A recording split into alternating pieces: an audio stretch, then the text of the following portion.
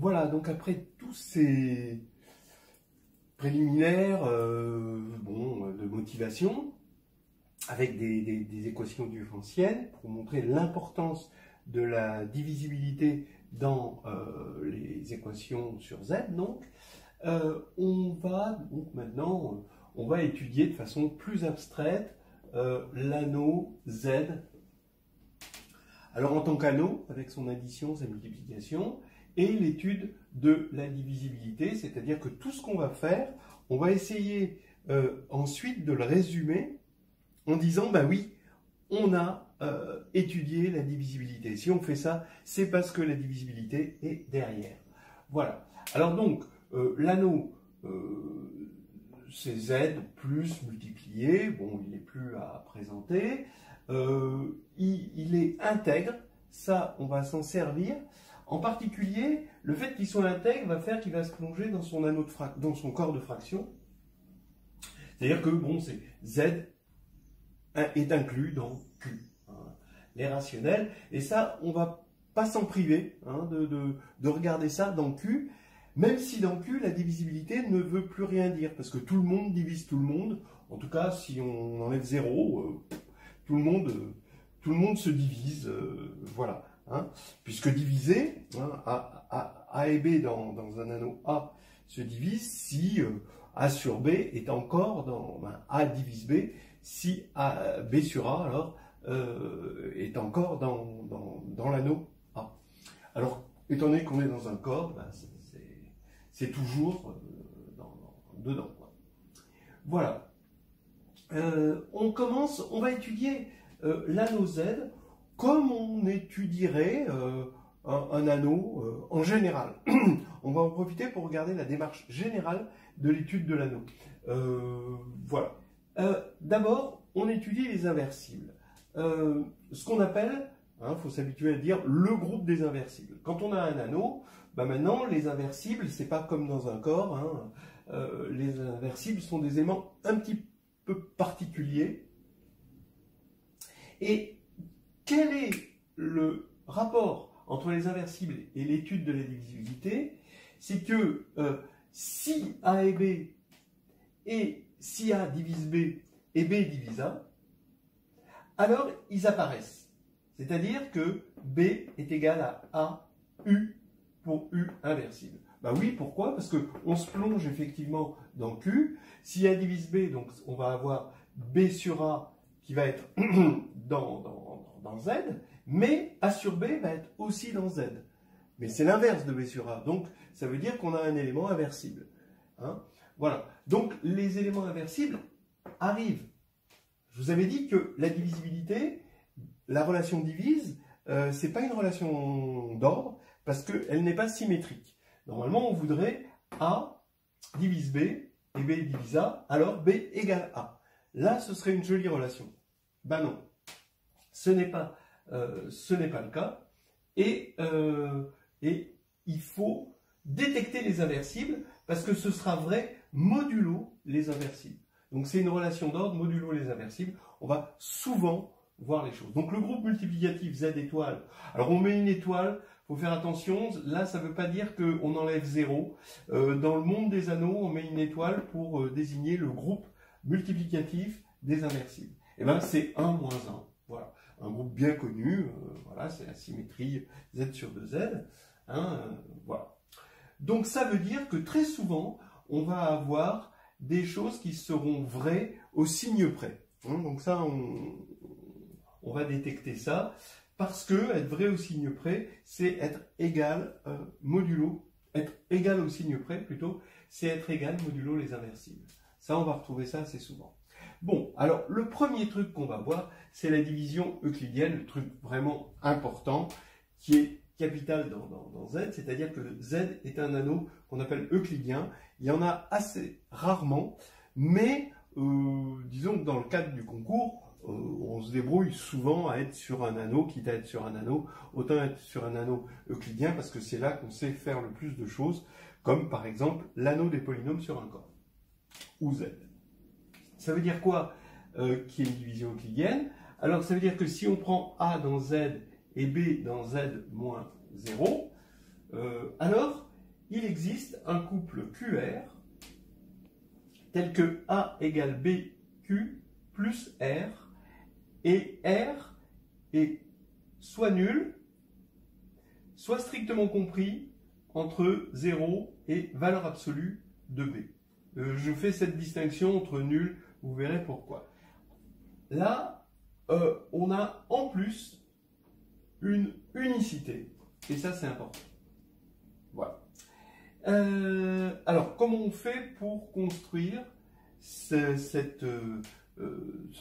théorème? Donc, on peut l'appeler vraiment théorème. Hein, voilà. Et ben, on prend A et B. Bon, ben, comme B, il est non nul, j'ai le droit de diviser par B. Voilà. Vous voyez, je me suis plongé dans Q. Et je regarde A sur B, et je regarde sa partie entière, d'accord? Donc Q, ça va être la partie entière de A sur B. D'accord? Et ça veut dire que A sur B est compris entre Q et Q plus 1, avec un sens large ici, un sens strict ici.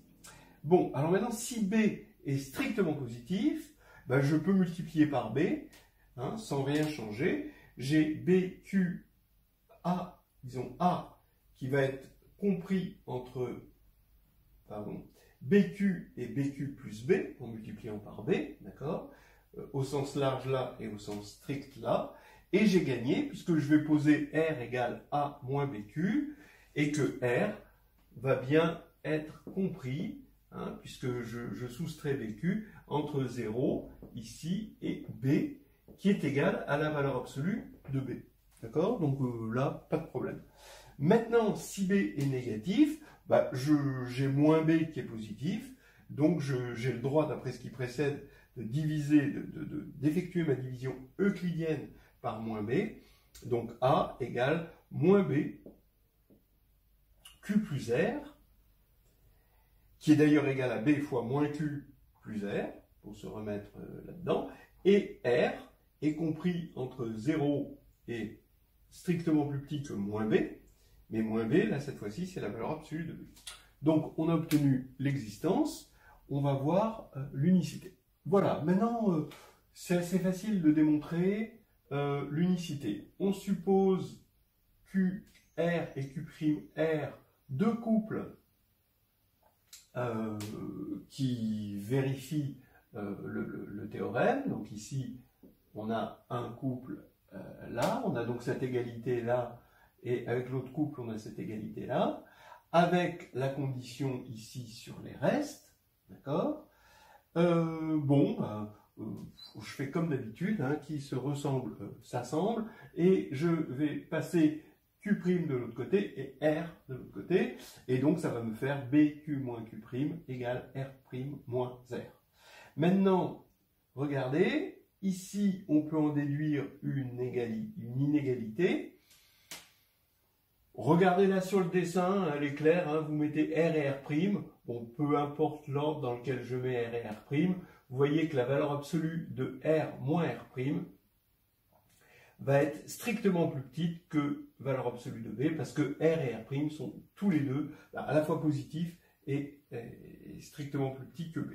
Bon, vous pouvez l'écrire aussi en écrivant une inégalité pour R, une inégalité pour moins R', d'accord? Comme ça, en inversant et en faisant la somme des deux, vous retrouverez la même chose. Mais je pense que c'est plus intuitif comme ça de le voir sur un dessin. Voilà, donc maintenant on va pouvoir prendre la valeur absolue ici des deux côtés, et ça va faire qu'on a une valeur absolue ici égale à une autre valeur absolue, et cette valeur absolue elle est positive, celle-ci, ben, d'après ce qu'on vient de voir, elle est strictement plus petite que B. Comme B est non nul, j'ai le droit de simplifier par B, et je tombe sur valeur absolue de Q moins Q', est compris entre 0 et 1, strictement plus petit que 1.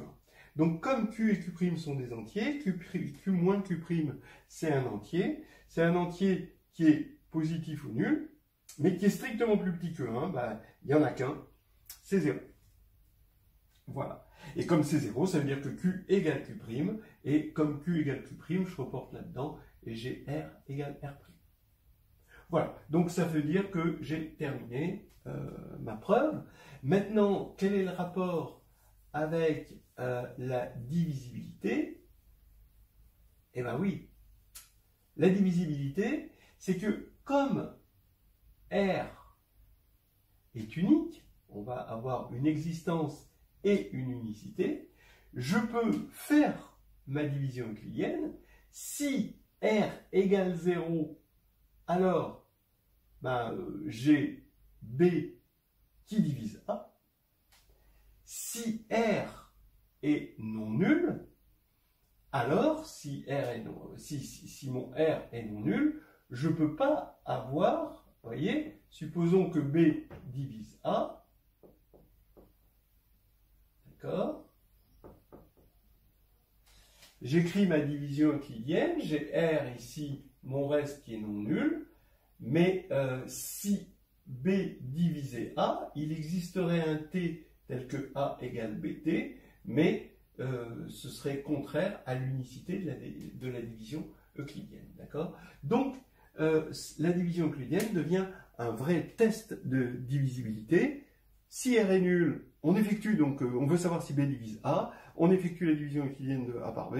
Si R est nul, alors B divise A. Si R est non nul, alors B ne divise pas A. Donc c'est un test absolu de divisibilité. Voilà. Alors maintenant, on ouvre un autre volet, idéaux et sous-anneaux. Pourquoi idéaux et sous-anneaux?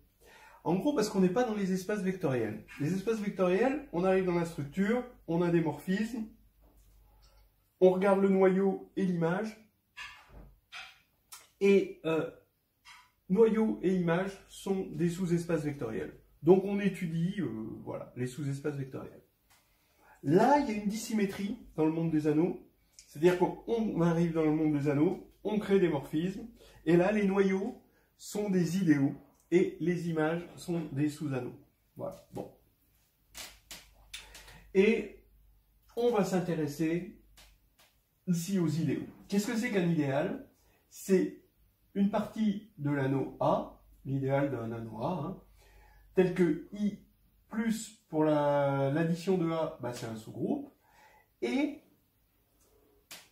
quelque chose d'un petit peu plus fin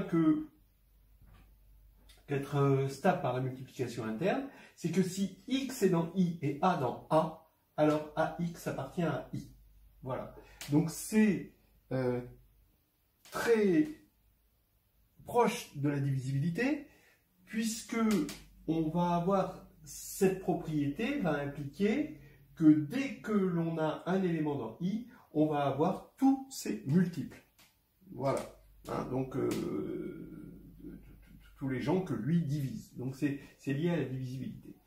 Ensuite, bon, un idéal, c'est toujours un noyau est toujours un idéal. Bon, d'abord.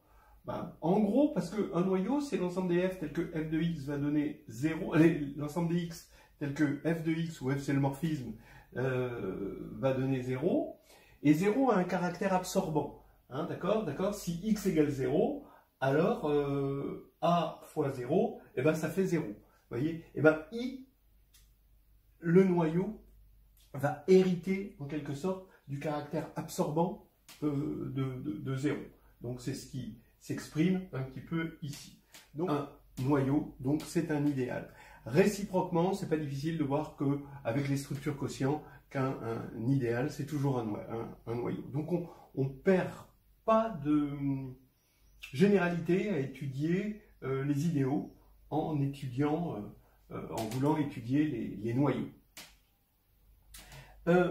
Maintenant, proposition, on va étudier les idéaux de Z, voilà, fait partie de ce qui nous intéresse dans un anneau, et là ça va être particulièrement simple. Si on prend n dans Z, j'appelle n fois Z, c'est l'ensemble des nx tel que x dans Z, donc c'est l'ensemble des multiples de n, eh bien, il se trouve que c'est un idéal. Donc en particulier, comme c'est un idéal, c'est un sous-groupe de Z. Réciproquement, si on part d'un sous-groupe de Z, donc en particulier si c'est un idéal, alors on va pouvoir trouver un n tel que h égale nz, et n est unique au signe près. Hein, d'accord? C'est-à-dire que si on en trouve deux, c'est qu'ils sont égaux modulo les inversibles, c'est-à-dire modulo les signes. Voilà. Alors ça, c'est une proposition qui va... faut pas croire que c'est général.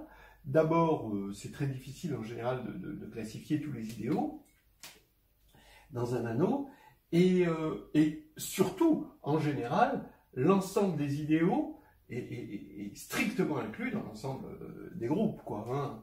Alors, bon, faut pas s'habituer à ce luxe. Mais voilà. Alors, la preuve, bon, bah, d'abord, c'est facile de voir que nz, c'est un idéal. D'abord, quand on ajoute des multiples de n, bah, ça nous donne un multiple de n, puisque par distributivité. Ensuite, c'est absorbant, c'est-à-dire que quand on multiplie nx par un élément quelconque de z, ben on a un multiple de nx, donc on a un multiple de n, donc c'est un multiple de n. Donc voilà, c'est un idéal. Donc ça, c'est pas un problème. Maintenant, la réciproque. On va partir d'un idéal et on veut montrer qu'il est de la forme nz, et en fait, on peut partir juste d'un sous-groupe. On n'a pas besoin d'un idéal. Donc ici, je parle d'un sous-groupe. S'il est nul, il n'y a pas de problème, je prends n égale 0. S'il est non nul, eh ben, j'ai un élément non nul. Mais comme c'est un sous-groupe, je peux toujours multiplier par moins 1, disons prendre l'opposé, hein, quitte à prendre l'opposé, je peux toujours le supposer strictement positif. Voilà, donc il est strictement positif ici, et j'ai H inter, les naturels strictement positifs, qui est non vide, c'est un ensemble non vide. Comme c'est un ensemble non vide, je peux toujours prendre un élément minimal. Donc, qu'est-ce que c'est que n? Il est caractérisé par le fait qu'il est minimal, strictement positif, dans H. Voilà. Comme n est dans H, forcément, n plus n, c'est-à-dire 2n, est dans H, parce que H est stable par plus.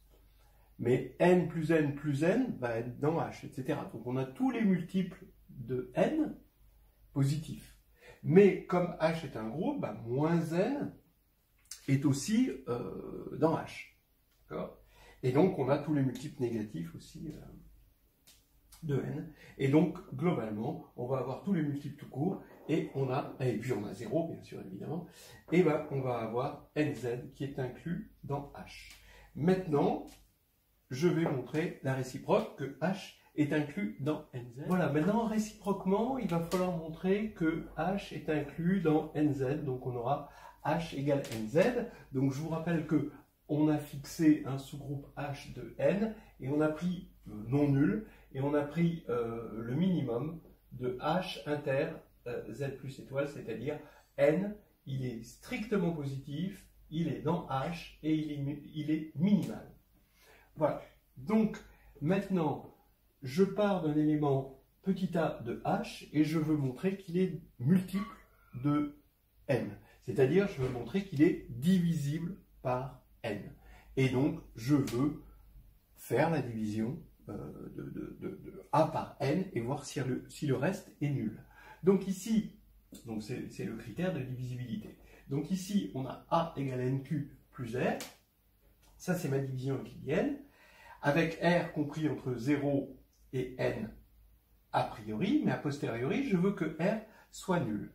Mais comme n est dans H, d'accord, c'est un min, donc il est dans H, on a vu que comme n est dans H, nq est dans H, tous les multiples vont être dedans, hein.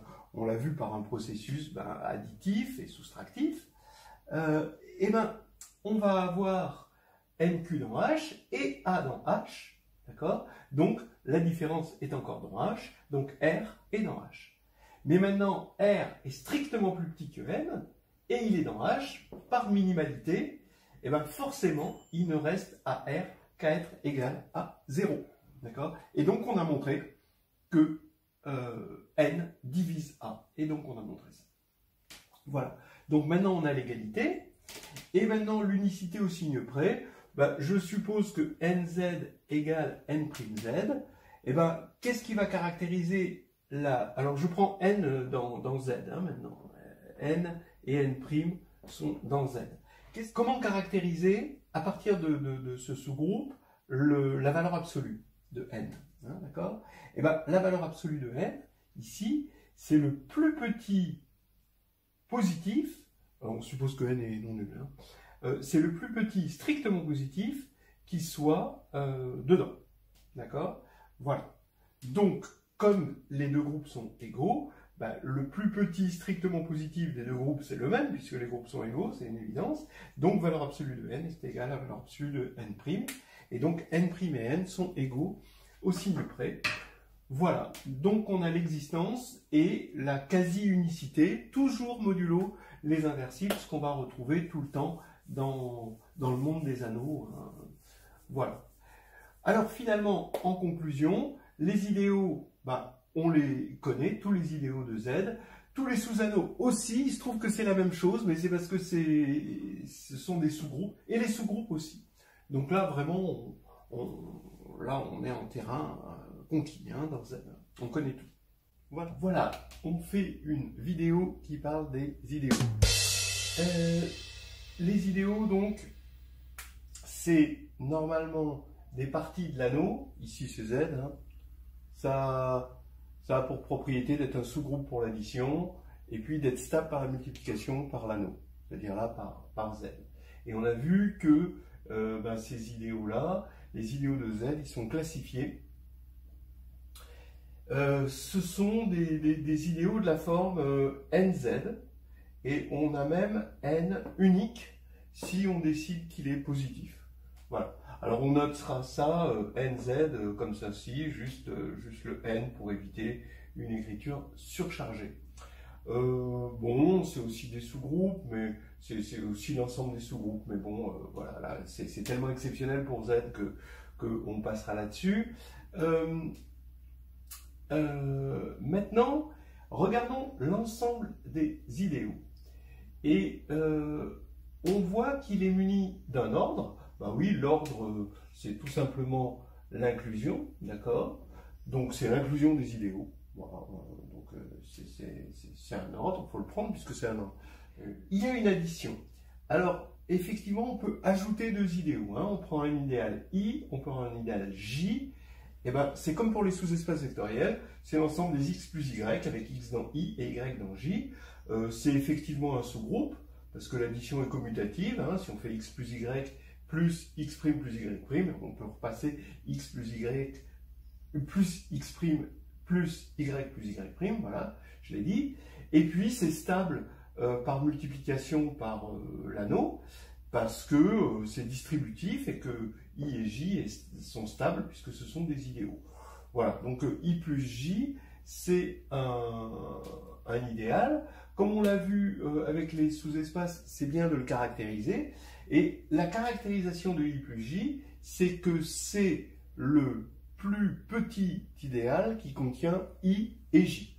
D'accord? Parce que s'il contient I et J, alors il contient forcément I plus J parce que c'est un idéal, donc il est stable par plus. Et inversement, I plus J contient I et J. Et voilà. Donc, tout se passe bien là-dessus. On a aussi une autre opération, c'est l'intersection. Bah oui, ça c'est clair que l'intersection de deux idéaux, ce sont des idéaux. Pareil, on peut le caractériser. L'intersection de I et J, c'est le plus grand idéal qui est contenu à la fois dans I et dans J. Voilà. Bon, très simple. Et puis il y a un produit. Alors là, c'est un petit peu plus fin, il faut faire attention quand on fait le produit. Si vous faites le produit, juste le produit, bon, pour Z, tout est trop simple, tout marche bien. Mais en général, ça ne marche pas.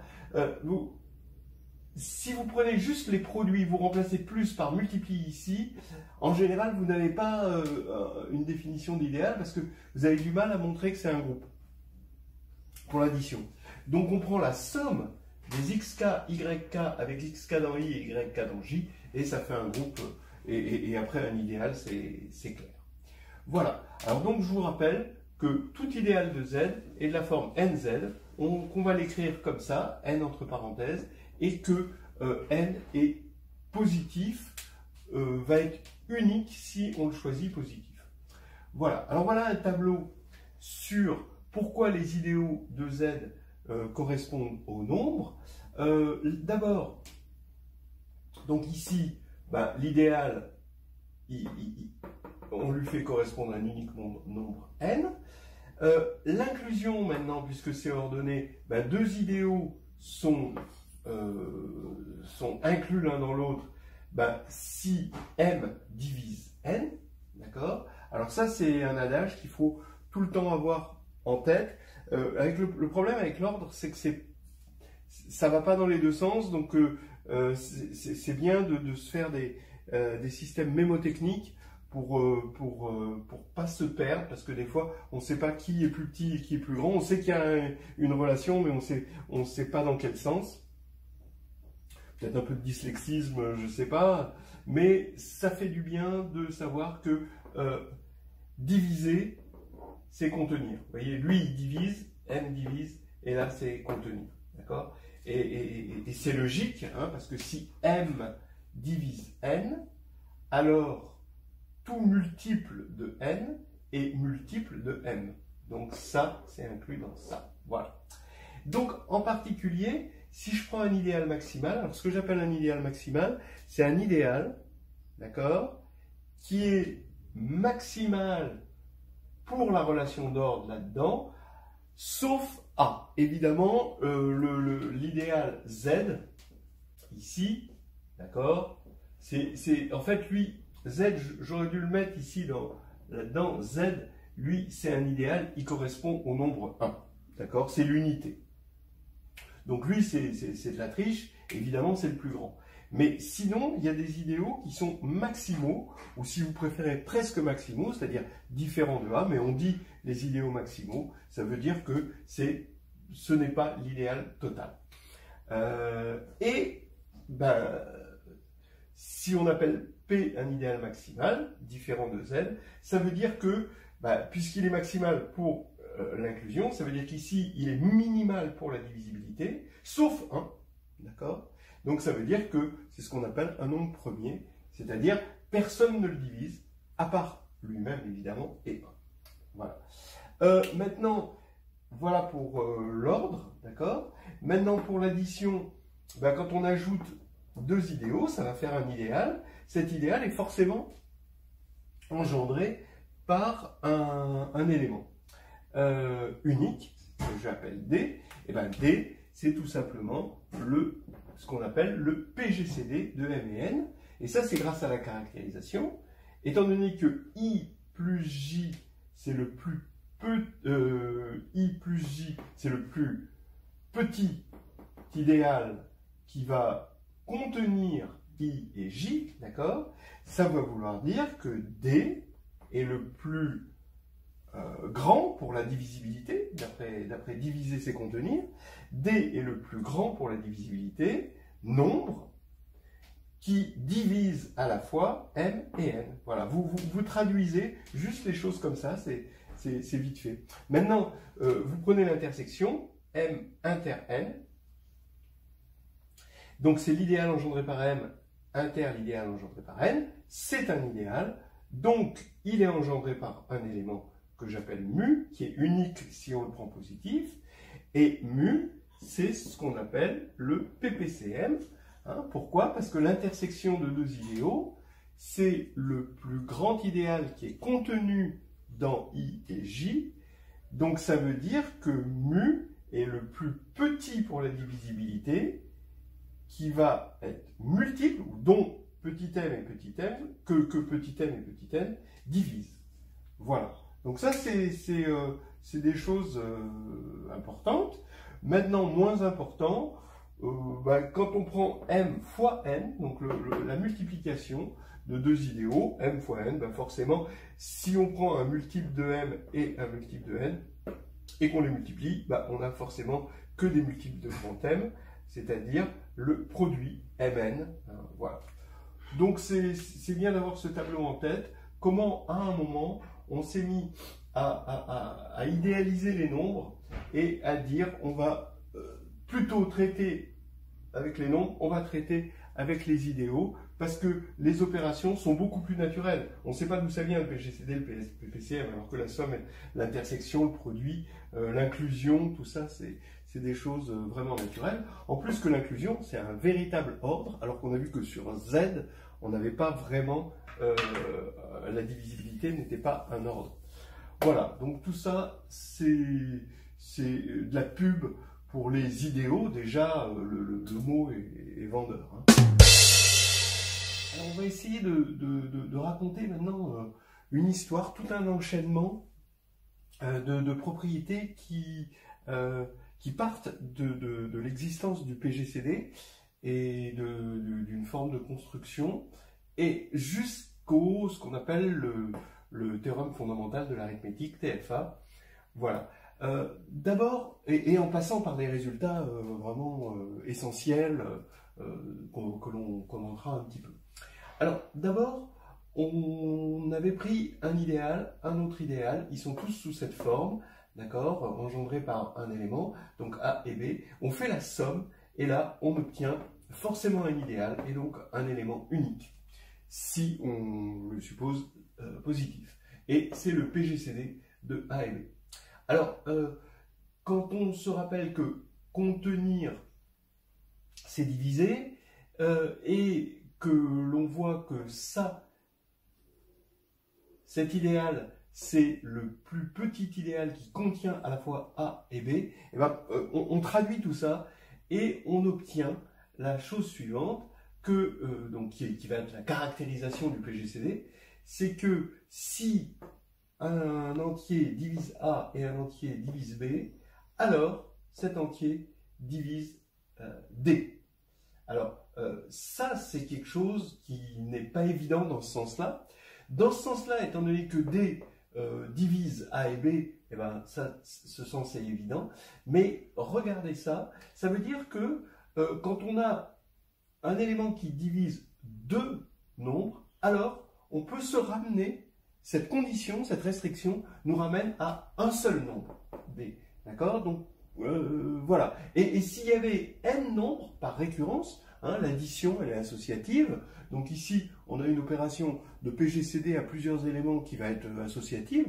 Bon, eh ben c'est pareil, vous avez delta qui va être divisé par n nombres, et ben vous pouvez vous ramener à partir de ces n nombres à qu'un seul, et donc vous avez un test beaucoup plus simple. Donc ici c'est une simplification de la relation divise quand elle est en système.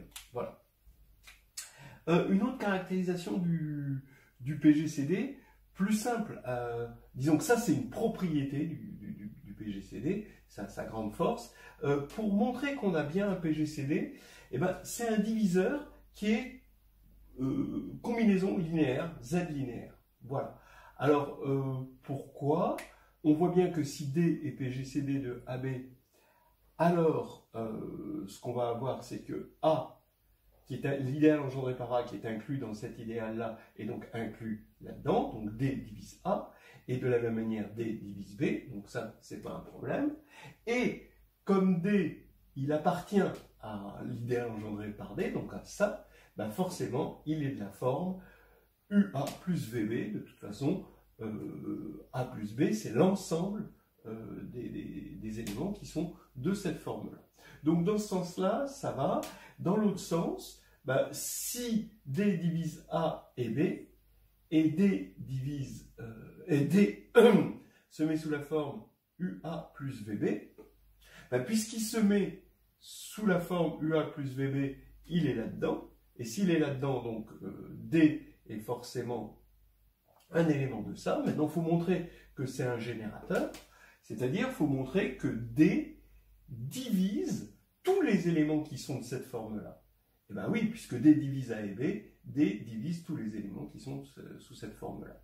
Et donc l'unicité vient de l'unicité du générateur positif. Donc on a la réciproque et l'unicité nous donne l'égalité. Voilà. Maintenant, avec ça, on montre le lemme de Gauss. Le lemme de Gauss, ça va être le pivot qui va nous faire basculer vers le TFA. Alors, donc, on dit que A et B sont premiers entre eux si le PGCD de A et B, c'est 1.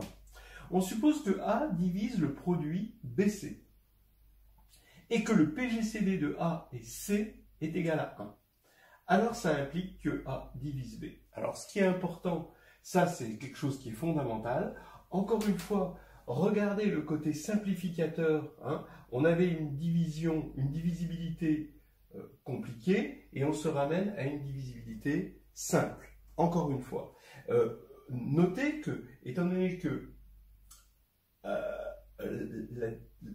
la relation divise est une relation transitive, si A divise B, comme B divise BC, A divise BC. Donc, dans ce sens-là, pour compliquer, c'est facile en quelque sorte, d'accord? Mais pour simplifier, c'est difficile. Bon, c'est souvent ça les maths. Hein. Et donc, il faut regarder ce lemme de Gauss comme un lemme de simplification et comme une espèce de réciproque contre-intuitive à la transitivité. Hein. A divise BC, eh ben oui, on veut simplifier, et A divise B, à condition que le PGCD de A et C égale à 1. Et la preuve est extrêmement simple si on pense à cette identité, dont je n'ai peut-être pas dit qu'elle portait un nom, c'est l'identité de Bezout, hein, d'accord, et qui se calcule, il y a des algorithmes pour ça, et puis l'algorithme le plus célèbre, c'est l'algorithme d'Euclide, qui permet de trouver U et V. Hein. Alors, comment on va montrer le lemme de Gauss? On va mettre l'identité de Bezout pour A et C, puisqu'ils sont premiers entre eux. Il existe U et V tel que UA plus VC égale 1. Je multiplie par B, donc ça fait UAB plus VBC égale B, d'accord? Maintenant, comme A divise BC, il va diviser ce membre-là. A divise évidemment AB, donc UAB même, il divise ce membre-là, donc il divise la somme et il divise B. Voilà, c'est le lemme de Gauss. Il sert tout le temps. Voilà. Ensuite, le lemme d'Euclide. En fait, le lemme d'Euclide, c'est presque équivalent au lemme de Gauss, vraiment avec très peu d'hypothèses sur l'anneau, date intègre ou des choses comme ça. Bon, on a un lemme de Gauss et un lemme d'Euclide qui sont équivalents. On prend P premier. Je vous rappelle que P premier, ça veut dire que il n'est divisible que par 1, disons plus ou moins 1, et lui-même, ou plus ou moins lui-même. Alors, P premier, si P divise AB, alors P divise A ou P divise B. Voilà. Bon, ça vient de quoi? Étant donné qu'il est divisible que par 1 ou lui-même, soit P divise un élément, hein, par exemple B, soit P divise B, soit P est premier avec B. D'accord? Puisque le seul diviseur commun de P et B, il pourrait être P si P divise B, et sinon, c'est forcément 1, puisqu'il est diviseur de P, et donc vous n'avez pas le choix. Donc, vous pouvez interpréter là le fait P divise AB. Qu'est-ce que vous allez dire? Vous allez dire soit P divise B, ok, donc on a P divise B. S'il divise pas B, alors il est premier avec B. Et donc dans ce cas-là, vous appliquez le lemme de Gauss, et donc il divise A. D'accord? Voilà. Alors, c'est simple, mais là, c'est là qu'il y a une confusion qui vient se mettre en arithmétique et qui a mis peut-être du temps dans la tête des mathématiciens depuis Euclide pour différencier les deux. On a ce lemme d'Euclide, ça devait être clair pour Euclide, hein, il rapproche deux notions. Il identifie deux notions. La notion d'irréductibilité. Alors, on va leur donner des noms à ces notions. Ce que je vais appeler irréductible, c'est P est irréductible si P ne peut pas se décomposer. Bon, vous allez me dire, elle peut toujours se décomposer en 1 fois quelque chose, mais vous refusez de mettre des unités dans la décomposition, des inversibles dans la décomposition. Donc, P, bon, il est obligé de se décomposer. 6, il n'est pas irréductible parce que 6, c'est 2 fois 3. 3, il est irréductible parce qu'on ne pourrait pas faire une telle décomposition, à part une décomposition avec des inversibles comme 1 fois 3, moins 1 fois moins 3, ou des choses comme ça. Donc, ça, c'est l'irréductibilité. Premier, c'est justement cette notion P premier, si quand P divise AB, alors P divise A ou P divise B. Voilà. Et ça, ce sont des notions qui, au départ, sont distinctes,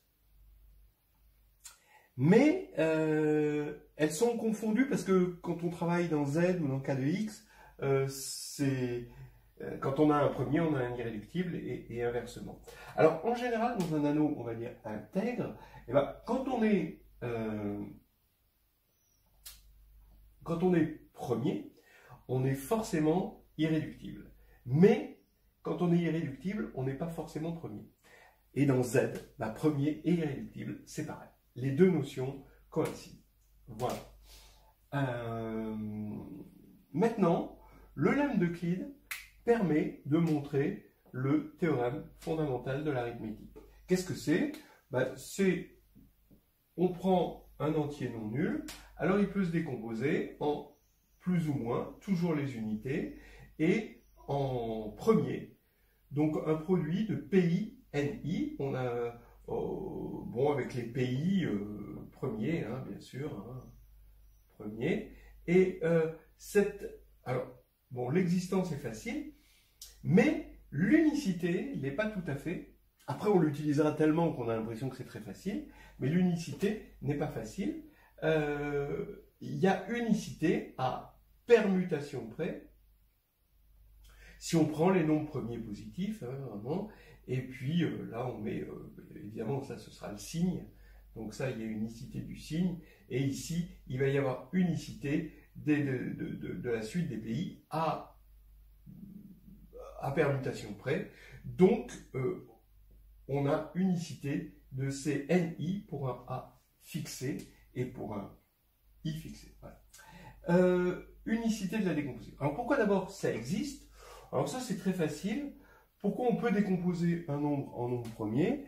Ben, regardez, hein, vous prenez un nombre, soit il est premier, bon, dans ce cas-là, il est décomposé lui-même en nombre premier, soit il ne l'est pas, dans ce cas-là, ce nombre A, il va se décomposer en B fois C, et par récurrence, vous aurez montré que donc B et C sont strictement plus petits que A.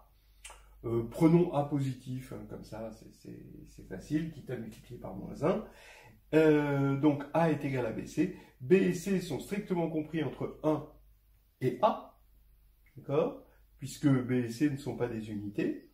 Et donc, ils sont strictement compris entre 1 et A. Donc, on peut faire une récurrence, hein, sur A. Et B va se décomposer, C va se décomposer. Et puis l'initialisation, on le fait pour 1, puis c'est terminé. Voilà. Unicité, ça c'est plus difficile quand même. Donc on suppose qu'il y en a deux, mais ça veut dire qu'on a P1, N1, PK, NK, et vous avez P'1, N', jusqu'à P', K', parce qu'il n'y en a pas forcément autant, hein, de nombres premiers, N', K'. Bon, alors on va utiliser le lemme d'Euclide. Bah, pensez bien le lemme d'Euclide par référence, hein, vous voyez que si on a P divise A1, A2, A3 jusqu'à AN, bah, ça veut dire qu'il en divise 1 parmi les AI. D'accord? Donc ça, c'est quelque chose d'assez clair, c'est juste une récurrence. Bien. Donc maintenant, vous supposez ici, vous avez N1 qui est positif, ici, strictement positif, donc P1 qui va diviser le membre de gauche, donc P1 divise le membre de droite, hein, et maintenant vous écrivez le membre de droite comme ceci, vous appliquez le lemme d'Euclide, le lemme d'Euclide général, hein, à N, et vous allez voir que forcément, quand vous avez deux nombres premiers, si l'un divise l'autre, alors forcément ils sont égaux. Je prends des nombres premiers positifs. Hein, alors maintenant vous avez P1 qui divise ceci, ben, ça veut dire qu'il aura forcément, d'après ici, il va diviser l'un de ceux-là, d'accord? Et comme P1 est premier et que tous ces facteurs sont premiers, le fait qu'il divise va impliquer qu'il sera égal. Donc, on pourra dire, ben, par exemple, c'est P'1, P1 ce sera égal à P'1, et après, dans cette égalité, on simplifie par P1 et on fait une récurrence descendante qui va converger, c'est pas quelque chose de difficile. Voilà, donc le théorème fondamental de l'arithmétique, c'est l'unicité de la décomposition en premier, et ça, qui sont aussi des irréductibles, hein, l'unicité de la décomposition en irréductible. Voilà, c'est un schéma général qu'il faut bien connaître, et bon, je suis peut-être allé un petit peu vite sur l'épreuve, mais ce qui est important, c'est comprendre ce déroulement, hein, pour la grecque, quoi. Voilà. On va donner quelques conséquences du théorème fondamental de l'arithmétique. La première conséquence, c'est qu'on a des fonctions bien définies, qu'on va appeler nu indice P, pour tout P dans P, comme ceci. Alors ça, c'est l'ensemble des nombres premiers. On va choisir un représentant, donc des positifs, hein, ici. Donc on prend les nombres premiers positifs. Ici, on regarde nu P de Z moins 0 dans N, qui a A de nu P de A, d'accord? Et c'est quoi nu P de A? Eh bien, c'est la puissance de P dans A. Puisqu'il y a unicité de la décomposition, d'accord? A se décompose en premier, eh bien, soit P est dans la décomposition, et dans ce cas-là, il y a un exposant qui est bien défini, strictement positif, qui est complètement déterminé par le théorème fondamental, puisqu'il y a unicité de cette décomposition, donc il y a unicité de cette puissance, hein, on compte le nombre de fois qu'il y a P dans la décomposition, et si P ne divise pas A, c'est que nu P forcément est égal à 0. Alors donc on appelle ça les p-valuations, ces fonctions, ce sont les p-valuations. Donc par exemple, je vais dire, tiens, la p-valuation, la 5-valuation de 60, c'est 1, d'accord? Donc voilà, hein, la 2-valuation de 60, bah, ça va être 2, parce que 60, hein, c'est 2 puissance 2, je ne me trompe pas, fois 3, fois 5, d'accord? Donc là, la 2-valuation de 60, c'est 2. La 3-valuation de 60, c'est 1. La 5-valuation de 60, c'est 1. La 7-valuation de 60, c'est 0. Et on peut dire là, parce que l'unicité, parce que P est là. Voilà. Alors maintenant, on revient à la divisibilité, et la divisibilité dans tout ça, il ne faut jamais la perdre de vue, hein, en arithmétique, hein, parce que c'est pour elle qu'on fait tout ça, hein, pour développer un peu cet outil qui nous permet après de résoudre des équations, tout ça. Alors, A divise B, bah, si et seulement si, bah, pour tout P dans P, donc pour tout P premier, bah, le nu P de A est inférieur à nu P de B. Hein. Alors, bah oui, si nu P de A est inférieur à nu P de B, bah, pour tout P, bah, ça veut dire que quand on va diviser B par A, on va tomber sur un produit de premier avec des exposants positifs, puisque quand on va diviser, les exposants vont se soustraire. Donc ici, on va avoir des exposants positifs, donc on va être dans Z, et on va multiplier par une unité, donc on va rester, de toute façon les unités, hein, on peut diviser par des unités, multiplier par des unités, et on reste dans Z. Donc on reste dans Z, et ça veut dire que B sur A est dans Z, donc A divise B. Donc dans ce sens-là, ça va. Voilà, et réciproquement, hein, si on veut montrer que si A divise B, alors forcément nu P de A inférieur à nu P de B, eh ben, il suffit de montrer qu'on ne peut pas avoir, quand on prend, donc on regarde l'entier B sur A, d'accord? On regarde sa décomposition en premier, et ce qu'il faut montrer, c'est qu'on ne peut pas avoir une décomposition avec un négatif au en exposant, un exposant négatif d'un nombre premier. Et ça, c'est assez simple à voir, parce que si on avait un nombre négatif, d'accord, si on avait un T, donc qui est le quotient de B sur A, qui se décompose en P1 avec des puissances, et qu'on a des puissances négatives, d'accord, alors on en aurait des positives et des négatives, d'accord, et des positives, hein, d'accord, voilà, K plus 1, on en a des positives, ben, on prendrait toutes les négatives, on les passerait de l'autre côté,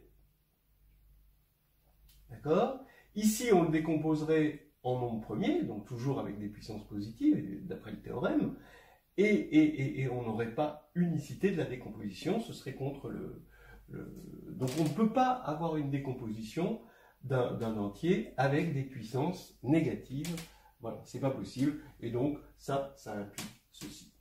Alors maintenant, avec ça, on peut avoir une nouvelle interprétation du PGCD. Le PGCD de AB, ben, on se rend compte que ça doit être le plus grand pour la divisibilité qui divise A et B, et ben, on se rend compte que forcément, sa décomposition, hein, dont on sait qu'elle est unique en facteur premier, c'est P puissance, ben forcément, il faut le min de nu P de A et nu P de B. D'accord? Et pour le PPCM, il faut le max parce que ce sera le plus petit qui divisera les deux. Forcément, comme il divise les deux, bah, le NuP du PPCM est forcément plus grand que NuP de A et NuP de B à cause de 2. Mais maintenant, comme par minimalité, parce que c'est le plus petit, bah, ça doit être le max de cela. Voilà. Alors maintenant, avec ces deux formules, bah, quand on va multiplier les deux, on va ici ajouter les exposants, et on a le min et le max. Quand on ajoute le min et le max de deux éléments, ben on a tout simplement la somme des deux éléments. Et ce qui va faire que, hein, d'accord, parce qu'il y en a un qui sera le min, imaginons que ce soit nu P de A, donc forcément le max ce sera nu P de B, et quand on va ajouter les deux, ce sera nu P de A plus nu P de B, et quand on va utiliser la propriété de l'exposant, hein, que l'exposant de la somme, c'est le produit des exposants, et bien ici, on va avoir A fois B. D'accord? Donc ça, cette formule, elle est claire. Je veux faire un petit résumé de ce qu'on a fait depuis le début. On est parti de Z, et ce qu'on a trouvé, c'est une division euclidienne. En gros, bon, je vous passe les détails, mais en gros, Z est euclidien. D'accord? En tant qu'anneau, il est euclidien. On a donc démontré qu'il était principal, c'est-à-dire que tous ces idéaux sont de la forme NZ avec pour un N dans Z. Ça, c'est important. De la principalité, on en a déduit Bezout, une identité de Bezout. Ça, c'est important aussi parce qu'on a pris des idéaux, on a ajouté les idéaux, et en ajoutant les idéaux, ça nous donne, par principalité, un élément unique. Alors, Bezout. Maintenant, à partir de la principalité, on a aussi trouvé le PGCD et le PPCM. Alors, le PGCD et le PPCM, et l'identité de Bezout, c'est pas pareil, hein, d'accord? Donc, le PGCD, c'est bon, bah, ça venait de la somme des idéaux, et le PPCM de l'intersection des idéaux. Et le PGCD aussi était lié ici à Bezout. Donc là, c'est une petite liaison, mais il faut faire attention.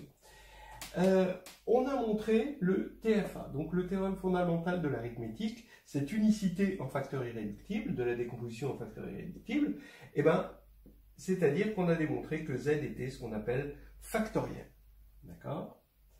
Et on a vu une deuxième interprétation du PGCD et du PPCM qui ne dépend que du fait que Z est factoriel. C'est-à-dire on a une définition, mais si Z n'avait pas été principal, avec factoriel, ça aurait marché.